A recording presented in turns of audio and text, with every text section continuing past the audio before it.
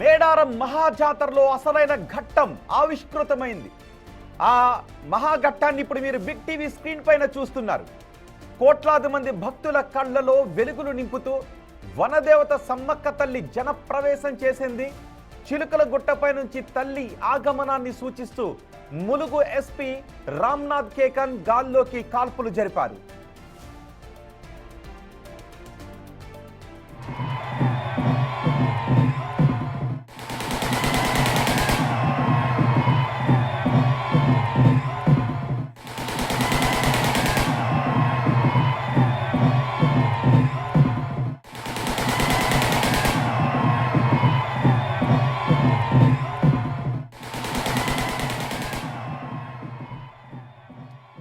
వనదేవత సమ్మక్క తల్లి జనప్రవేశం చేసింది. ఆ దృశ్యాలు ఇప్పుడు మీరు బిగ్ టీవీ స్క్రీన్ పైన చూస్తున్నారు.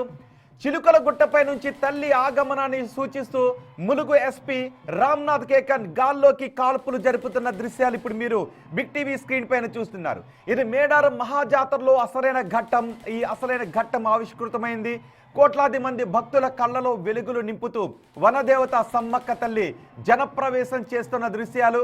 ఆ సమయంలో ములుగు ఎస్పీ రామ్నాథ్ కేకన్ గాల్లోకి కాల్పులు జరుపుతున్న దృశ్యాలు మీరు బిగ్ టీవీ స్క్రీన్ పైన చూస్తున్నారు. కుంకుమ భరిణి రూపంలో ఉన్న సమ్మక్కను ప్రధాన పూజారి కొక్కెర కిష్టయ్య గుట్టపై నుంచి కిందకు తీసుకొస్తున్నారు.